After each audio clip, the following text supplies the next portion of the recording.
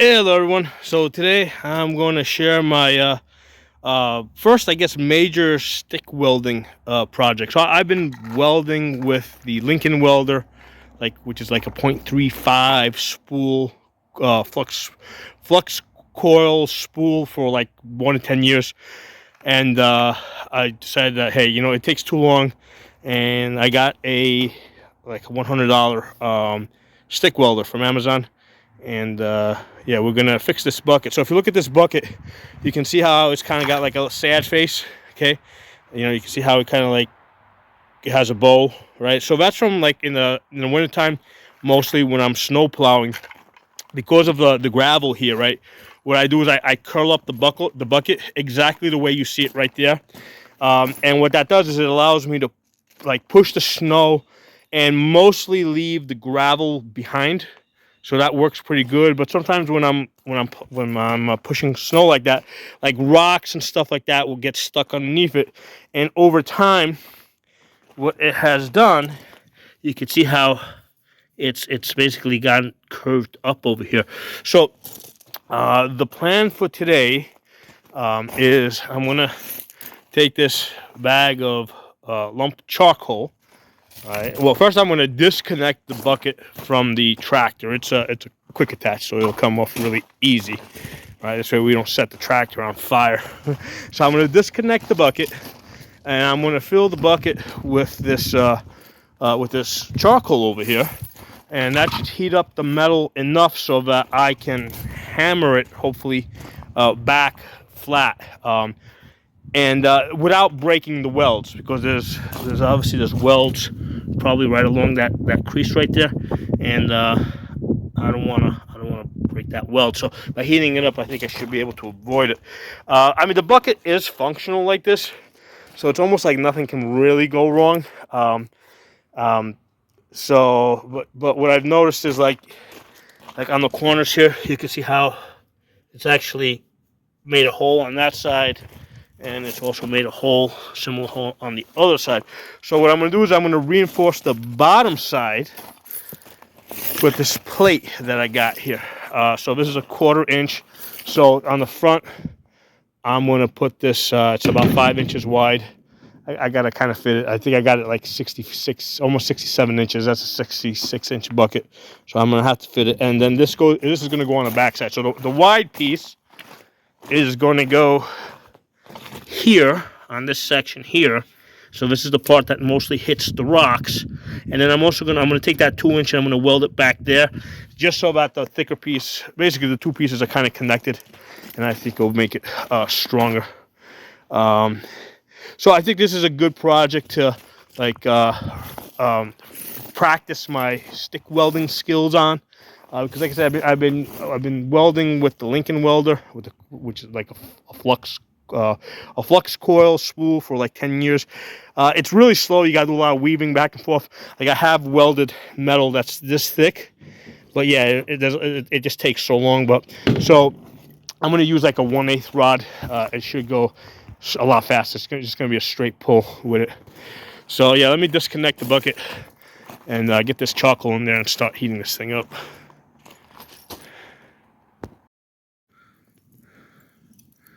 All right, so we got the fire going on here. I'm going to let it get a little bit hotter. I mean, it's not going to get like red hot or anything because it's just too much heat escaping, but it should get hot enough so that I can hammer it with, hit it with the sledgehammer without cracking the welds. So what I'm going to do is I'm going to tilt it back, and then what I'm going to do is you see that piece of railroad track there. I'm going to tilt it back, lay it on that, and that's what I'm going to hammer on and try and get that bend out of there. I mean, it doesn't need to be perfect, but I'm pretty sure I can get it better than what it is now.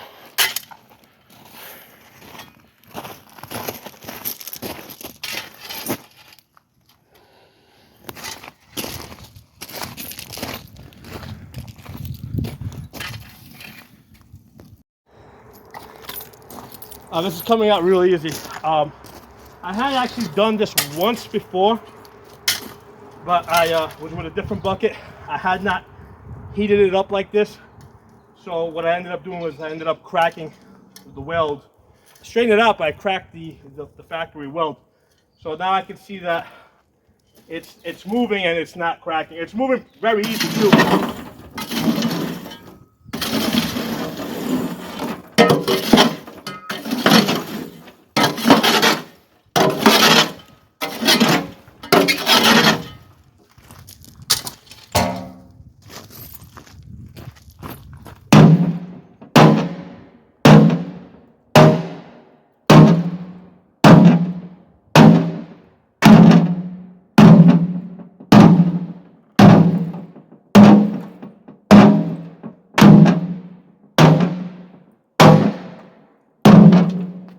So what I'm doing is I'm working one section, right? So right now this side's heating up. Move back to this side over here.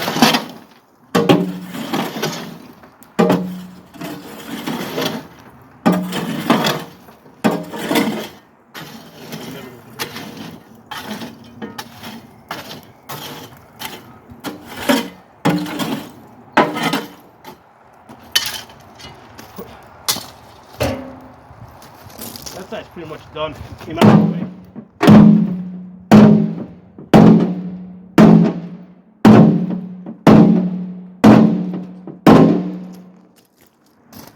Yeah, this side's straight. I'm gonna bring it towards the front. See if I can.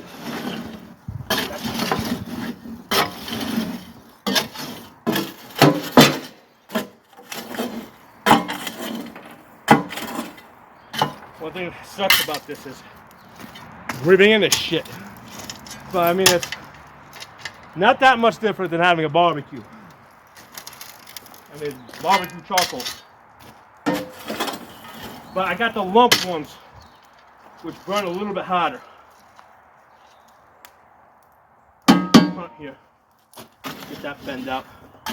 I did bring like a bottle jack, because that was the other way I was thinking of doing it. Like if I wasn't moving, I would have put that piece of railroad track on there, put the bottle jack and jacked it up. But I think it's moving pretty easy. I mean, even the front lip is pretty straight. Should straighten out with a few more hits after I heat up the front a little bit.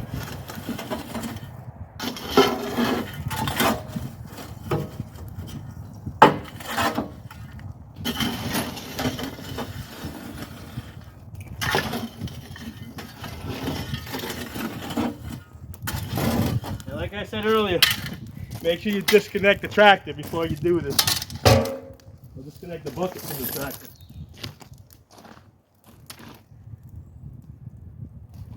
The front over here, it's got the blade. So the blade's a little, so the front area is actually a little bit thicker. But that's not the part that was getting hit, so that should come out pretty easy.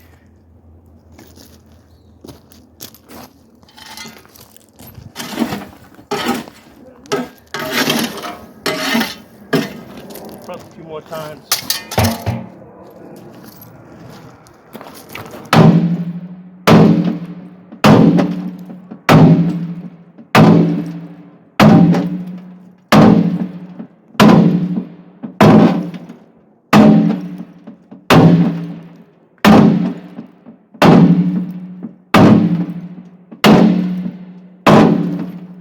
Technique there where I'm actually using the bounce to reload the sledgehammer.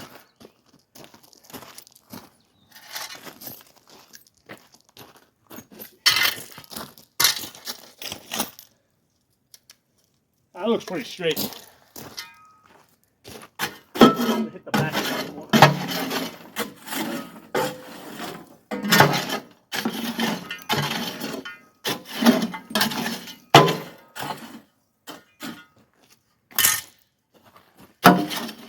Yeah, that went a lot easier than I anticipated because, like I said, the last time I did this cold. I did it cold, and it took a lot more hammering, and at the same time, the welds cracked. So this is definitely the way to do it. I'm just gonna turn off the camera. There's nothing else for you guys to see except me hammering on this thing. But it's pretty straight. I'm just gonna touch it up just a little bit.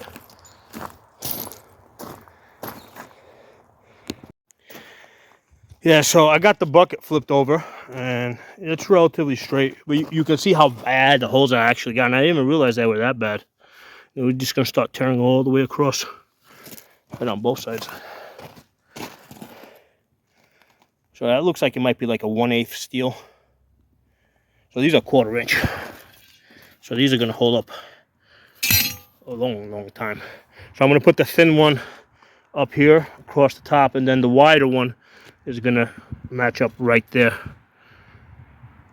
underneath it. And like I said, the reason why this happens is because I curl my bucket back when I'm pushing snow, and even, you know, a lot of times even when if I'm pushing dirt, depending on what I'm doing. So that's the thin area that it wants to eat. This is the blade here. See, the blade is fine because it's a much thicker material. They probably put a 1/4 inch into that, so that hasn't gotten eaten. All right, well, so I want to give you some feedback on how this project is going with this new Hone stick welder. Okay, so this is, I think, the 188D, no, 185D. Okay, so the problem I'm having is that it's I guess it's either overheating. It must be overheating because it's shutting down. I have it plugged in on the 110 off of this generator here. That's basically a 20 amp. All right, because the little slots here, they got that little line.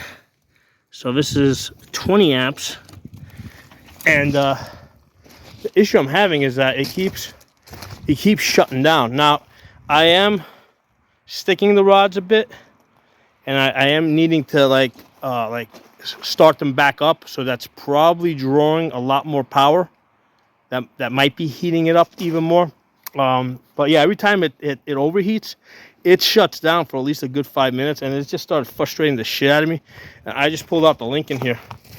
I've been kind of going back and forth with this Lincoln, which has the spool, and I mean, it puts out a thinner, I think it's like it's a thinner wire, right? It's a 0.35. I mean, but overall, I mean, the job is just going faster. Because you know, here's the thing with the wire, with the thinner wire, I gotta like weave back and forth to kind of bridge the gaps, because it's a thinner wire. Whereas with the stick, ideally I could just go straight across. But between the stick just sticking and shutting off on me, and this thing needing to cool down, I mean, I'm actually a little disappointed in. Now I realize a lot of this has to do with my skill. Because I've been using that Lincoln for like more than 10 years, and I can move pretty fast with it. And I'm going really slow with the stick welder. Yeah, granted, I'm not. Yeah, I mean, here's the thing. If it wasn't shutting down on me from overheating, I'd be like, all right, no problem. I just got to work on my technique. But the whole shutting down thing is an issue. This is a 110-220. Initially, I was hoping to run the 220 off of the generator, because the generator is a 240, right? But the 240 is only 30 amps, whereas this is a 220, but it's 50 amps. So I can't run the 220 on this off of that generator. I'm stuck running it 110. And yeah, with the 110, I'm getting a lot of like, you know, like, because this is a 1/4 inch steel, so I pretty much had it cranked up to almost all the way. I did bring it back a little bit to see if it would, you know, if I was running a little bit cooler, because I had it all the way up to 130. I brought it back closer to like 120 or 110 actually. There's a number of the small numbers on the 110. You know, I was hoping it would like maybe stop overheating. And it was popping. It was both popping the breaker on the generator, and it was just shutting down. So even when I turned the breaker back on, this thing still needed like 5 minutes. So I don't know, man.